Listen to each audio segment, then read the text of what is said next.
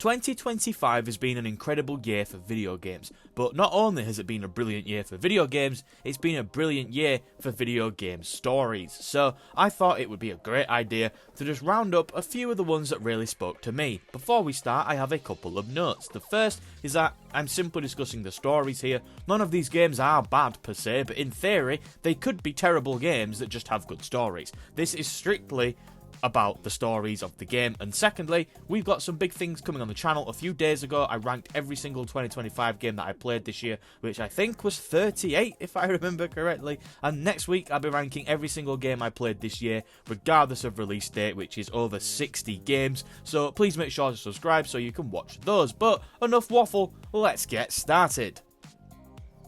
Karma pulls heavily from Orwell's 1984 in tone. The paranoia, the constant observation, the sense that your thoughts aren't private. But here, it's taken even further. The state can literally walk through your memories like they're checking rooms in your house. You play as an agent who dives into people's minds to view their memories, which is basically this world's big brother.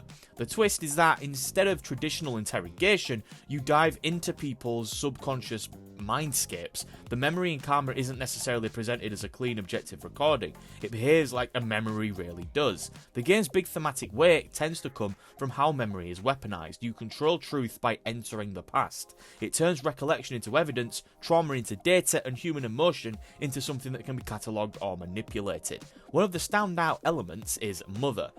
She represents a deeply rooted emotional anchor in your character's life, but as you explore memories involving her, she becomes a point where personal grief and state control collide. Karma hits harder than most dystopian games because it utilises the mantra of show don't tell in an almost pretentious degree. It makes you experience the erosion of privacy by leading you through twisted, emotionally loaded subconscious landscapes. Mafia the Old Country isn't trying to reinvent the genre, and that's part of why it works. It leans confidently into classic Mafia storytelling, loyalty, betrayal, familial bonds, and the slow slide from ordinary life into organised crime. Luca is without question the breakout character for me. He's this seasoned enforcer with a calm, observational way of handling things. He doesn't lecture, he nudges, he doesn't posture, he leads by example. His guidance feels lived in, like he's passing down lessons that were carved into him across decades of surviving the criminal underworld. He's patient, but never soft, he's empathetic, but never sentimental, and his relationship with Enzo is pretty damn good. The Don is also a real standout. He is the sort of leader who welcomes you with open arms, but there is still this aura of fear around him. He was really another standout. But the romance between Enzo and Isabella is refreshingly grounded. I thought it was a really nice sort of subplot. For all the character strength though, the overarching narrative is absolutely a by-the-numbers Mafia tale. You can spot the betrayals coming, you can sense which alliances are going to crumble, you know that certain characters are destined to fall before the story even gets to it. The twists land exactly where you expect them to. Also, the third act definitely does rush a bit. Plot threads tie up faster than they should, major developments don't get enough breathing room, and a couple of emotional payoffs feel like they needed a couple more scenes to really land. Predictable doesn't necessarily mean boring though. The game does understand its genre so well that even when you know what's coming, you can still enjoy the ride. You already know the shape of it, but it's comfortable, it's stylish, and it's designed with enough heart to keep you entertained throughout. South of Midnight stands out not because it tells a grand fantasy epic, but because it roots its supernatural world in something deeply personal and grounded. Hazel's journey isn't just about magic and monsters and myths, it's about rebuilding a sense of identity after everything familiar is washed away. The game pulls Southern Gothic aesthetics into something intimate, mixing folklore with grief, memory, and the strange shape hope takes after loss. When Hazel becomes a weaver, she actually feels somewhat weaker. She becomes a person searching for her place in a world that no longer feels like her own. Each step she takes into the mythical Deep South feels like a step deeper into herself. The supernatural elements are more than just flavour, they are sort of emotional echoes, some wounded, some lost, some angry. They don't exist just to fill out a bestiary or whatever they're called. They stand in for everything people carry but don't really say out loud. One of the game's strongest themes is the idea of home, not as a place, but as a feeling. Hazel doesn't want to rebuild what was destroyed, she wants to understand what home actually means after it's been broken. South of Midnight's emotional weight comes from its scale, not the size of its world, but the weight of Hazel's experiences inside it. The game feels big not because of map size, but because of how human its myth is. Hazel's growth isn't dramatic or loud, it's slow, it's tender, and it's often painful. The Alters takes a sci-fi concept that could have been cold and clinical, cloning yourself across alternate timelines, and instead turns it into something painfully human and warm. The core idea isn't survival, engineering, or base management, it's who you could have become and how a single choice can split your future into entirely different people. Jan Dolsky isn't a chosen one, or a prodigy, or a hero. He is completely ordinary. He is the lucky one that survived the crash. And that's what makes the game bite so deeply. Every alter you create isn't necessarily a copy. It is a version of you who took a different fork in the road somewhere back in your life. All the could-have-beens are alive. They're breathing, they're talking, and they're arguing with you. The game never lets you forget that each alter exists because of one decision. Something so small you may not even really think about it, but big enough to define a lifetime. There's the Jan who became the janitor, the Jan who went to college, the Jan who stayed home when his parent died, all that sort of stuff. Small decisions which aren't actually that small, I've just listed two pretty big ones, but you understand the idea.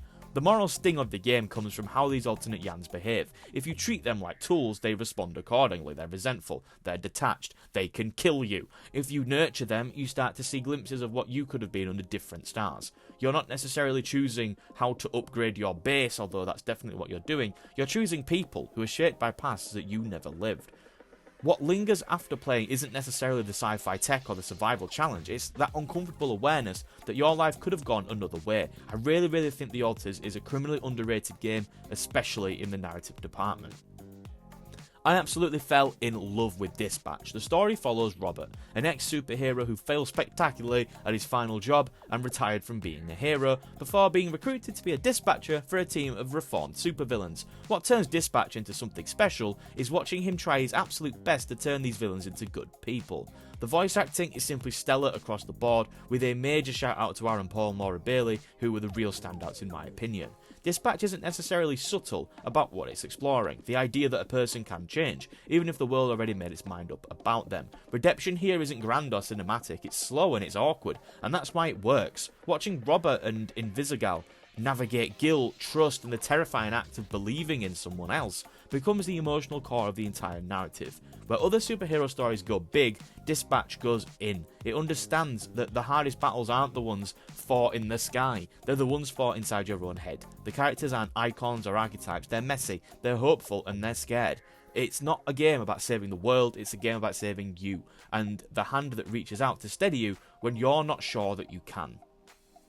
And at number 1, we obviously have Mind's Eye, which serves as a beacon of cinematic storytelling. I'm sorry, obviously it's not Mind's Eye, it's Clair, Obscur.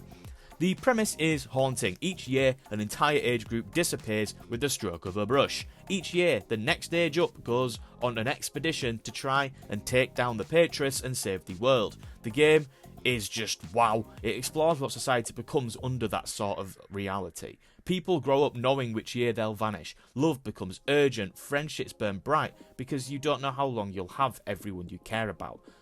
Relationships rise fast, they fall hard, and feel believable because the world forces emotional acceleration. Plenty of narrative-driven games aim for tragedy. Few approach it with this much control. Clair Obscur doesn't rely on its twists or its shocks, although it absolutely has those moments. It focuses on their meaning, what it costs to exist when years are currency. It's one of those rare stories that lingers after the credits. I played the game on launch and it still lingers within me now. The ideas stay with you, the characters stay with you, and their world feels like one you lived through rather than just played through. It earns its place among the medium's best by understanding something simple. Morality creates meaning, and it never lets you forget that.